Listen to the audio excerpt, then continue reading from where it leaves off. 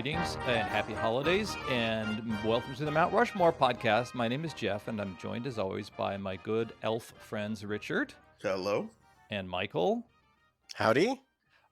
Richard and Michael like to debate and deliberate the many aspects of things, and the holidays are no different. I know there are many holidays we're celebrating, but one we're going to look into is the Mount Rushmore of holiday festivities that involve bundling up your family to go out to a ticketed event or some other sort of thing. And if that isn't a odd enough subject, We'll we'll see tighten that up. We'll we'll tighten workshop that up. the Yeah. I think it's like dragging your family out for a holiday. Yeah. Something. thing. Yes. Yeah. Yes. Boy, Thing, let's get by the end of this episode we'll definitely have what we're going to call it. No, Yeah. we won't. Well, let's see. I think maybe sometimes I pick Richard more than Michael to go first. Let's go with Michael first. Okay. Now it's possible that Richard and I will have a bunch of similar picks. So Okay. that being said, my picks might be a little basic. I'm underselling everything right away. I don't know why. I don't know why. Tune in for more, guys. Yeah. Taking your child to see Santa at the mall. Yes, Oh, of okay. course. Of course. Okay. Um, we've done it once. My child is only 5.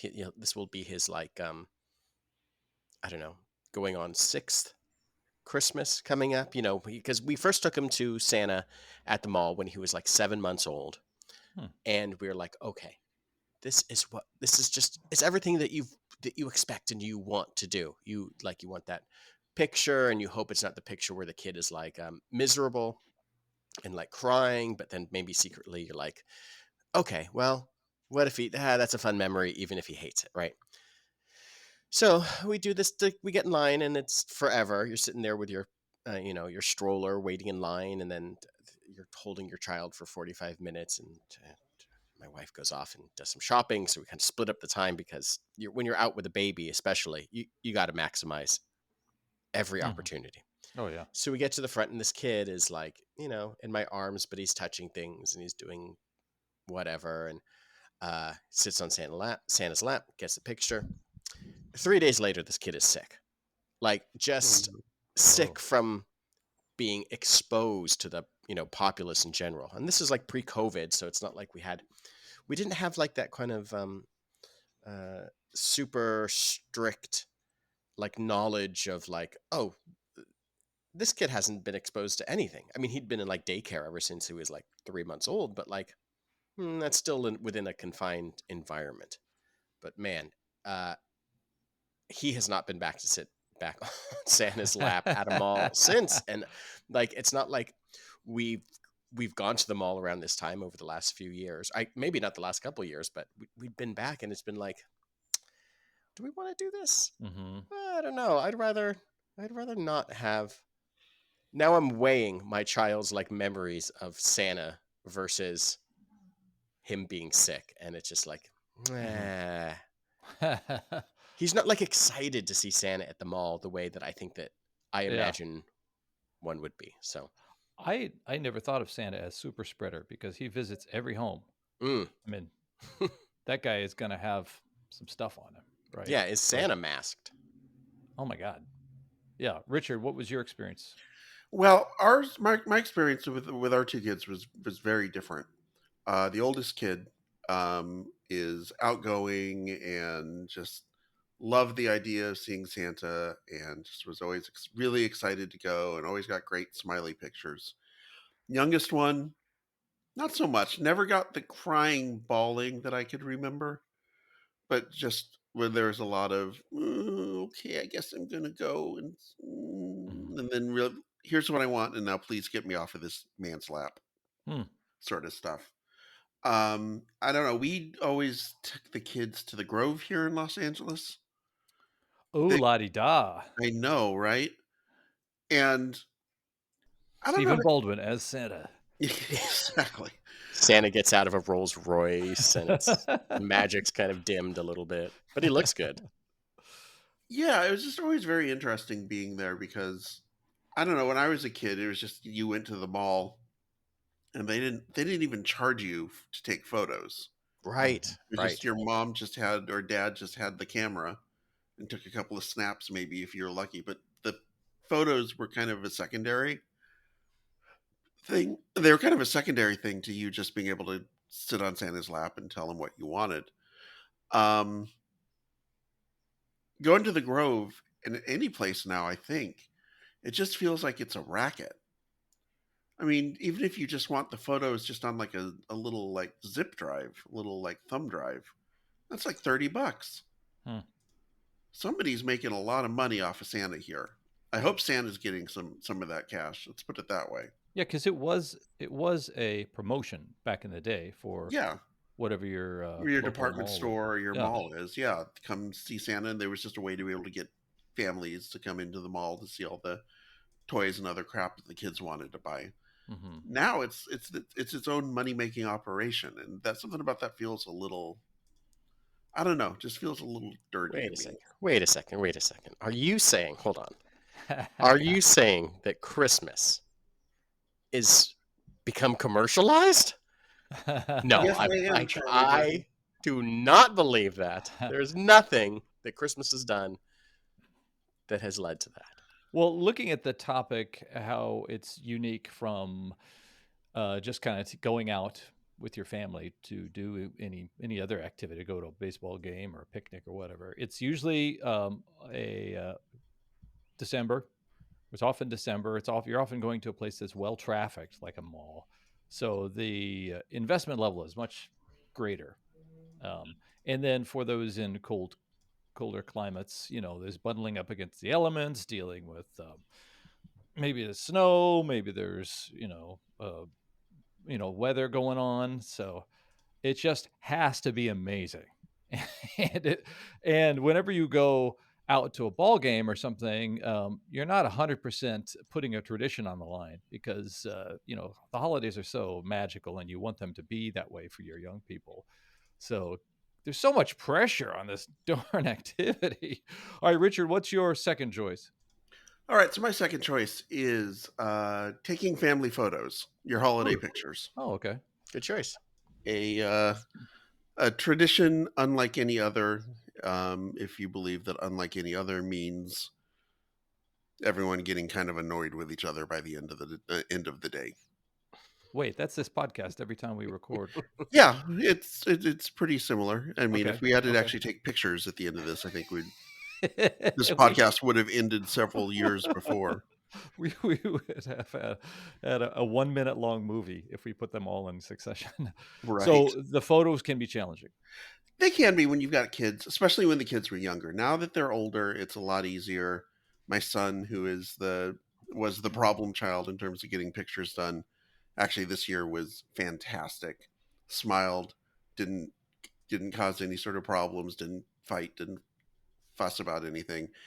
I will say this year was one of the easier years in terms of taking photos that we've had. We have a great photographer that we've worked with since our oldest was a baby, that Sarah, my wife, has known through work from before then, and he just does fantastic work. And it really makes a huge difference to have a photographer that you trust and who knows like your family and understands how to get the best out of your kids.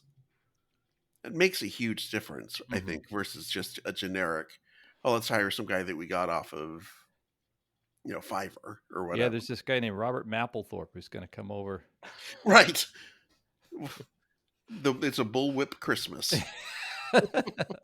What leather? What? Ever kids, go get all the leather you have out of your closet. Right. Yeah. No, I just think it just, we got lucky to find a really great photographer. And I think that really makes a big difference because taking photos can be really stressful, whether it's holiday photos or wedding photos or whatever it happens to be. It's a lot of standing around and waiting. I mean, you've got little kids, especially Hmm. that are dressed up. Maybe they're in clothes that they're not comfortable in. They don't want to be there. They'd rather be, if you're taking photos at the park, they'd rather be playing on the swings than standing around having this Yeah. fake smile for the camera.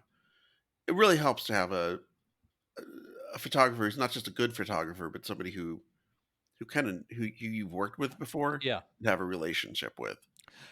Is the timeline usually November that you're doing this, or is it actually December, or is it? Depends on how together and with it we are. Okay. Um, Usually it's usually right around think like right after or right before Thanksgiving. Yeah, and unlike the Santa at the mall, there's really no promise of any kind of special activity other than just being. It's us in clothes we never wear in front of a flashbulb. Yeah, me in some sort of like cable knit sweater that I would never wear any other Yeah, time of the year. yeah, Everyone else is dressed up. yeah. It's me in pants that are straining to stay on around Yes, the waist. where that button is just like, we can do this, guys. Yeah. We got this. Yeah, we got this. All right, Winfield. Richard, Yeah. I'm always impressed with any family like yours, their dedication to like consistency with this sort of thing, because we did it for a couple of years in a row and then it fell off, and then COVID happened, and then it's like we didn't do it this year, and it feels like taking when you take your foot off the gas on something like this, the tradition um, loses something a little bit. When I was a kid, we used to have my uncle. He would do photos, like family photos, and we did it up until I don't know, maybe I was like 8 or 9, something like that. I can't quite remember, but I have all like these scanned photos of just like, okay, I was this is when I was 4 or 5, all that you could see like your progression over the years, and it's great. I'm always impressed when a family is so good at something like this. When we are good at other traditions, but this is the one that just always feels like, should we do something this year? Yeah, okay, well let's, and then it just doesn't materialize, and then you kind of Right. you like then the Christmas cards turn into not photo Christmas cards, they turn into a kind of a generic Christmas card, which are nice to send out and everything, but it's just there's in spite of its struggles to get done, they feel important, and gotta double down on my effort. Maybe next year. Whatever. Yeah, maybe next year. Yeah, maybe next year. What are you gonna And do? it's tough because here in Los Angeles, it's like one of the good things. Let me rephrase this. It's a good thing living in Los Angeles because we have different places that we can take photos every year. So we're able to get a variety of different photos. Hmm. It's not Mhm. always the same location. This year we were out at Kenneth Hahn State Park. A few years ago, we were like the year before that, we were at the Griffith Park Observatory. So that's one of the things you can do to kind of keep it interesting, is to go different Yeah, places and not just make it like a going into somebody's studio, you sure. know? Mhm. Yeah, it's pretty cool. Winfield, what was your second choice? My second choice is uh, this folly that taking your kids out to go Christmas shopping is going to result in them purchasing or thinking about a present that is going to be like good. Felix is finally at the age where like he has some sense of agency. He doesn't have any money, but he has some sense of No. agency as to like, okay, well, what he can make choices and decisions and things. And like, I was walking around with him at the mall a week or two ago. I was just returning something, and that's where we saw Santa again. He's like, oh, okay, and I was like, okay, he doesn't want to get on that guy's lap. But then we were just shopping, and it was like, well, okay, what do you think mom would like for Christmas? And then he's like, I don't know. And I was like, okay, well, no, you have to think about it. He's like, a book. It's like, good. Hmm. And then he said something that I can't remember. And then the third thing was like, a wrench. And Hmm. it's like, so for Christmas, you want to get your mom a wrench. It's like, I don't know. I was like, okay, I'm just trying to gauge what you're thinking about. And then the other thing is, uh, when shopping, like there has to be some sort of end game, that like some sort of thing that interests them. But you have to like string them along for a little bit until Mhm. you have to keep their attention. So like if I take him to some place, I know that there has to be a store that he's going to want to go into.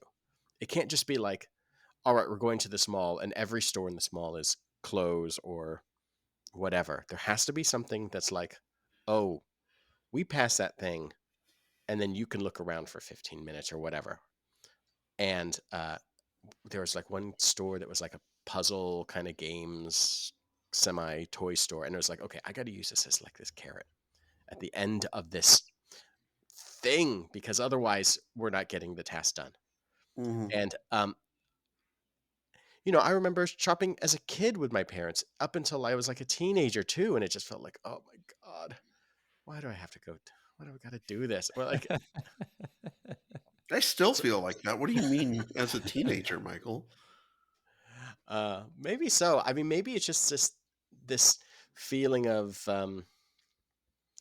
I don't know, forced obligation, even though like the ultimate prize at the end, that Christmas morning or whatever it is so good, but it's just like you're trudging through this, huge, neck deep in snow of uh, Uh, looking at past a Foot Locker, and God, kids don't give a shit about that. Am I missing something? Like, there's no. Is there a Santa Claus in your home, or does Felix think Felix is shopping for Emily for his mother? Is that right? That's right. He's Okay. Okay. no, Santa will come. Okay.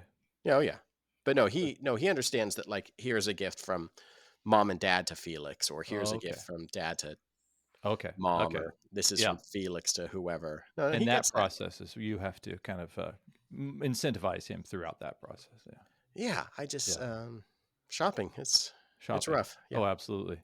I I wonder if malls are any different to a kid than they were when I was a little kid. Like, I just didn't have much interface unless they had one of those little play areas. And as a I see kids now, say like the media center, the Burbank Mall. There's a whole like playland. It's like Disneyland for kids down there. It's like these little things they can roll around. If there's a train that goes around the mall, I think as a kid, I remember you could go take buttons from the Dolgen's jewelry store and throw them in a fountain.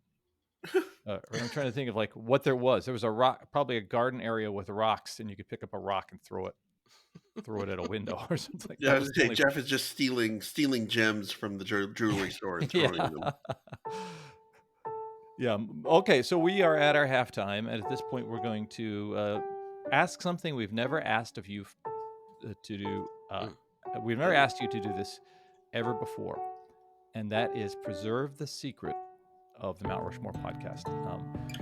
Generations of children around the world believe that this podcast is created in the North Pole by a jolly old elf named Michael and another jolly old elf named Richard. But in fact, it is produced by hipsters in Los Angeles and Florida. Don't tell anybody that we are asking you to go out and listen to the back episodes of it. And don't tell anybody that we're asking you to contribute future episode ideas. Just keep it a secret for the sake of the kids. Okay, so Richard, what is your third? My third one is the zoo lights Oh, fun. that Okay. Nice. that your local zoo may have. Yeah. We have it here in Los Angeles. And when you go to zoo lights, just be aware there's no animals. Mm. Okay. So great knowledge that we're not going to zoo lights ever. Yeah, because if your kids are not fully aware of that, there will be a level of disappointment when they get to the zoo. The whole purpose of the zoo is you go see animals, Mm-hmm. and there's essentially no animals to see. I know at the LA Zoo they have caribou that are out, Mm-hmm. and they have the lair, the reptile houses Mm-hmm. open. But other than that, all the animals, and it makes sense. It's nighttime. It's time for the animals to go to sleep. It's they're on a routine. It's time for them to go back into their houses and go sleep or eat or whatever they do if they're nocturnal. I don't know. Mm-hmm. But so just be aware of that when you go the first time. But if you're aware of that, it can be a really fun experience. I've enjoyed every time we've gone to the zoo lights here in Los Angeles. Um, they do a really good job of it, and it's fun to be able to walk around the zoo and just sort of experience it at night, even if there aren't the animals there. Hmm. You're still getting a different perspective on it, and with all the lights and everything else, um, there's you get all the smells of the zoo still, so that doesn't go away. But I've always really liked going to zoo lights.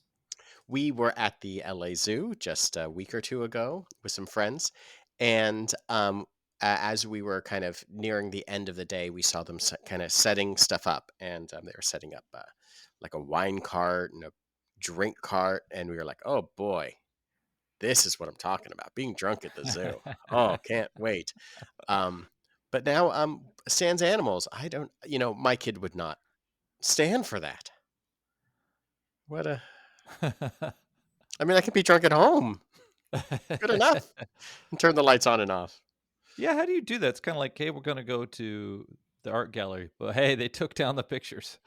I'm trying to think of uh one thing that pisses me off about those zoo, added events is that at some point, like, a zookeeper they invest in all these animals, and the zoo still can't stay open, like, based on people come to see this. So they gotta pimp out the zoo. Um, Pimp My Zoo. yeah, pimp my zoo. Like Boo at the Zoo, the thing where they Yeah. kind of make a haunted house and there's bars everywhere. It seems like what I have experienced with those things is Boo at the Zoo. I think you still see elephants and stuff on occasion, and then there's drunk guys shouting at elephants. So There's just a big That's sheet. There's just a big sheet tossed over the yeah, elephant. right. Elephant closed for repairs. yeah. Uh, oh, Richard, is that one of yours too? That was mine. Mine was It the was. zoo Oh lights. God, I'm sorry. Okay, okay. We just went to. Is Descanso Gardens still doing their light up thing? Oh yeah. Yes. The wife and I just went to the Harry P. Lou Arboretum or Gardens, and so yeah, Advent Health presents the light up of the season at the gardens, and it's so fun. Having worked for or Disney and going to Disney, you see these very well thought out attractions, but these light up the zoo things are very quickly put together. And so you kind of see the idea what they were trying for, Yes. like they throw a bunch of LEDs on a caribou and like, plug them in and, and hope that it's pretty impressive. And we went to this end. There was a little like laser light show with I think was supposed to be a trio singing on stage, but it was a duo. Um, and you could tell where the third person was supposed to sing. There was like a deck the halls with fa la la la la la la la. Like No. like Daryl didn't show up for his shift at the show, so there was a big gap there. And there was this little kind of a holiday trail to the ice palace or something like the ice palace, and they had an image of this abominable snowman type of person you were supposed to meet at the end of the trail. And imagine like a Michelangelo from the Ninja Turtles, combined with the abominable snowman or something like that. And so we go down the trail and it's got some light up crystal type things, but at the end is just a girl in like she's wearing like kind of a white hat and like what looks like a beach ball that they put cotton balls all over it or something like, and her name was Snowball. So it was kind of weird. Okay, so what's your third, Michael? My third choice is Christmas tree shopping. It's always a Oh. um, kind of special event for us. We love to do it. Um, but there are like two sides, these things. I mean, I think we're in the kind of a little bit of a gripe cast. Uh, my son wants to go and play hide and seek. He doesn't see the magic necessarily of like choosing out which one has like 78% a good tree, and then you can 22% is like the backside that you put against the wall. Yeah, Right? He yeah. doesn't get. He's like, how about this one? And it's like the $300 tree, and you're like, do you understand that our house isn't that big? You have Do to you have cut a any hole. sense of size? Have to cut a hole in the roof to be able to fit your Yeah. tree in. Yeah. The So cat there's falls out of the roof. Yeah. but we love it. I love to go get it. Love the whole aspect of like strapping it to the top of the tree. Enjoy decorating it to the point where uh, he pulls out all the ornaments that he's declared are his toys that he's going to play with while we're fighting the string of lights on the tree. But I think that for families there are I think that Christmas often has like this kind of dual aspect where there's the magic of it and the reality of it. And sometimes the reality of it is like you're fighting this tree up the stairway and you're just trying to get it in the door without losing half the needles. Or there's, I remember when I was like 12 or 13, maybe even younger. No, maybe about that age. I went with my mom and my stepdad out to like a Christmas tree farm to like cut down a tree. One of those sorts of like, oh, you do this, you're in nature and you're cutting that, you're doing the thing. You're Mhm. out there, you're doing the thing that like they used to do 100 years ago. A 12 or 13-year old, in spite of them slightly being bigger than they are when they're 10 or 9 or 8 or whatever, a useless human being. Like useless in trying to help carry it back to the car. Like they're no way making like a good cut on the bottom of the tree. They think Mhm. they can help. I was awful. And I remember like we only did it once and the experience was like, well, I guess my stepdad's just gonna do most of the work here, most of like the lugging and the wrapping it up. And I was just kind of, I tried to get it on with that aspect, but it's just like, fell apart. Do you go to a tree lot to get your tree, or do you go to like a Home Depot? Well, we've done a bunch of different things. We've gone to like a tree lot. We've gone to a like converted church sort of parking lot that has trees set up in them. We've gone to, I don't know if we ever gone to Home Depot, but the last couple of years we've gone to like Armstrong, which is like a Garden garden center. store. Yeah. Yeah, I nursery type mean, plants. yeah, I mean, obviously the prices are so astronomical these days, but we've just, we're not like dedicated to one particular thing. What about you?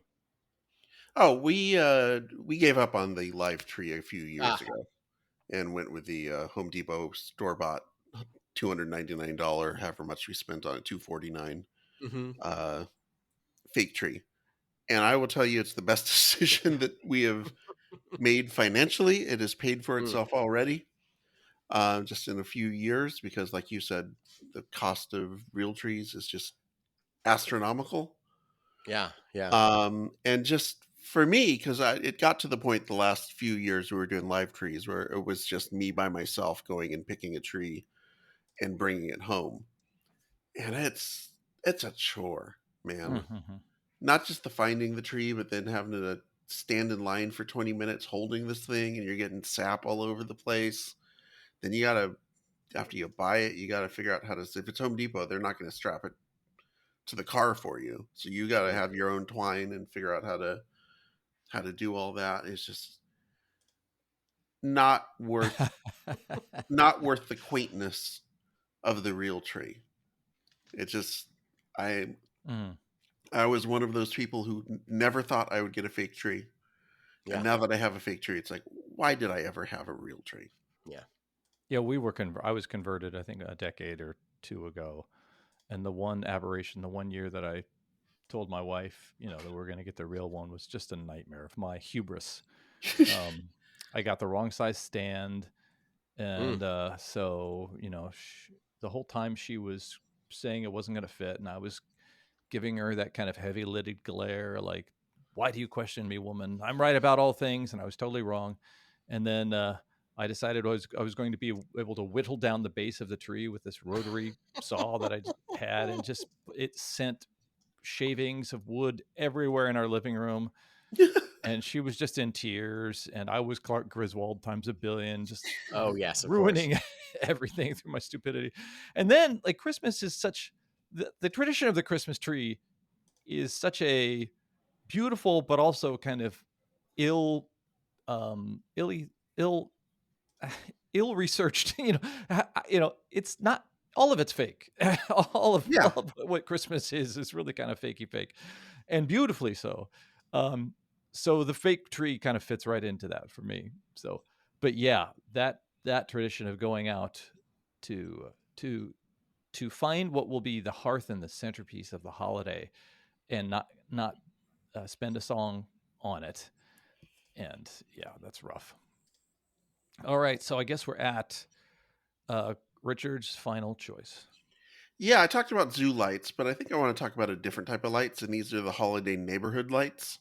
Mm. Oh, fun. Okay. Getting the family together and driving out to whatever neighborhood Yeah. does the Christmas with the cranks style, where Yeah. the entire neighborhood has decided en masse to go kind of hog wild with Yeah. the Christmas decorations. And we go to Tucson every year for Christmas to go see my wife's family. Mm-hmm.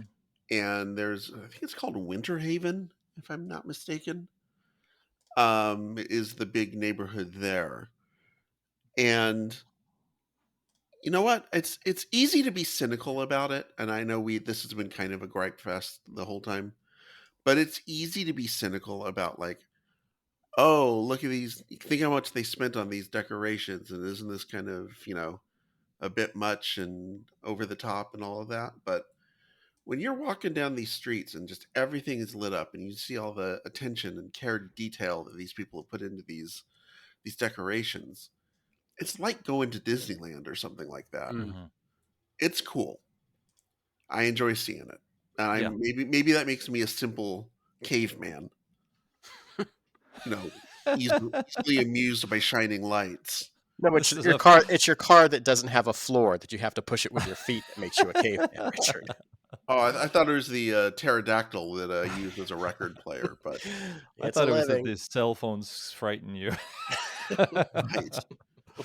But no, I I'm with I you. love the neighborhoods that have that. I do wonder about, every once in a while you'll see like one out of every 15 homes doesn't have a display or has a really crappy display. I like the really crappy display because you can tell probably the homeowners association forces them to, like, everyone has to have a display. So you can tell some people just put up the laziest display possible and like, yep, done. We have technically put out a display. I love that there's this one Muslim family who's like, we we don't have we don't celebrate this holiday. Where's your Ramadan display? Huh? Right. Huh? Will you make us do this thing? I am the same way. I just love it. It is the embodiment of the season for me. That the cheap charade Yeah. of these lights that are made in sweatshops all around the world, that we use. They've never heard of our holiday, much less have an income to give each other gifts, or the people cranking out these lights. But it is so great. I even love it when you see those shows like the Christmas light fight, and you see that dad who is clearly insane, or that the Christmas lights are his way of isolating himself from his family. Mm. His obsession with these things, or it's his therapy. But oh my god, the product is just so magical. It's amazing, and the fact that it's homegrown is really pretty darn cool. Yeah, I've seen places that do like, oh, there's a suggested donation to get in because we're trying to pay for the lights, which I always feel is kind of cheesy. I Yeah, will yeah. say Winter Haven, they do they do they're instead of a money donation, they do a food bank. Mm. Hmm. So you bring in canned Oh, goods nice, that nice. you can donate, and that's kind of their suggested donation. So shout out to Winter Haven for doing that. Okay, well, cool. Yeah, I love it. I currently reside in Orlando, and there's a precious, um, very precious few square foots here that are not a Disney theme park or Universal. And those Right. places light up the season on November 1st. They are lit up, and boy, howdy, we love walking through the resorts and the parks and seeing all that stuff. It is just so dang cool. All right, what's your last one, Winfield? My last one. Oh, pardon me. My last one is something that I have not experienced, but I was thinking about this a lot when you suggested this topic, which is the families that, be it on Christmas Eve or Christmas Day, go out to a sporting event. Oh, And what, I mean, that is crazy that you are willing to put so much money and time and effort, especially on Christmas Day, to something where you are rooting for a team that could possibly lose. hmm. Like that is Like, I know that the drama of sports is that the tension of, oh, will they win? Will they lose? If you win, it's the best thing ever. If you lose, Mhm. but, we've gone through a journey. But I can't imagine being a child being taken to a football game on Christmas Day, because every once in a while Christmas falls on a Sunday, and guess what? This Christmas this year is on a Sunday, and how many families are just going to have either a miserably cold time, or just like you're home and you just happen to lose, and like there must be some uh, I don't know, something that is so like deranged about a father or mother taking their children who just want to be home playing with their GI Joes or what have you, to be like, no, no, we're going to this football game, and um, we're not favored. Yeah. Like I don't know, it's fun to watch on TV. I enjoy seeing like the crazy Raider fan that has transformed their usual like demonic, face painted shoulder pads with spikes into like, you know, a reindeer display where like if Santa Claus and his reindeer are like riding, on top of the spikes, or like there's Yeah. like that person is insane. Like I don't think they're taking their kids to it. I appreciate like whoever transforms themselves into like the spirit of Christmas, yet also like, but I got to show that I'm a Broncos fan as well. Yeah. Like that is like, what a psycho. Mhm. But the family, I can't imagine just the family doing that as a whole thing, and the people that go out to that. Yeah. I'm amazed when you see people doing just something that has zero to do with anything like a holiday, like, "Oh, no, we're running a half marathon," Ugh, or, psychos. going camping, or like, "What? What? What are you talking about?" Literally any other day of the year could have been done doing this, and Yeah. somehow. Yeah, yeah, yeah. Okay, dudes, well, Oh, 'tis also the church, church, yeah. Come crazy. on. Oh, It come just is on, get out of crazy. here. Getting your family together to go to church on a Christmas day. Yeah, what are you doing that for? Psychos. That's not cool. 'Tis the season for sharing and generosity, so you each get 4. You each get Oh, 4. Oh, I'm well, not that's gonna vote down any of those. ho ho ho. Ho ho and ho. So yes, thank you guys for spending the year, even though we left a month out, rating things with me. I imagine we might have another episode before the holidays. I this think time. so. I think Yeah, I we hope Yeah. so. Yeah. one, maybe two. Hopefully, okay. fingers crossed. Okay. This has been the Mount Rushmore of things we take our families out to on holidays. I'm always Jeff. I'm Richard. I'm Michael. Michael, can you hear that?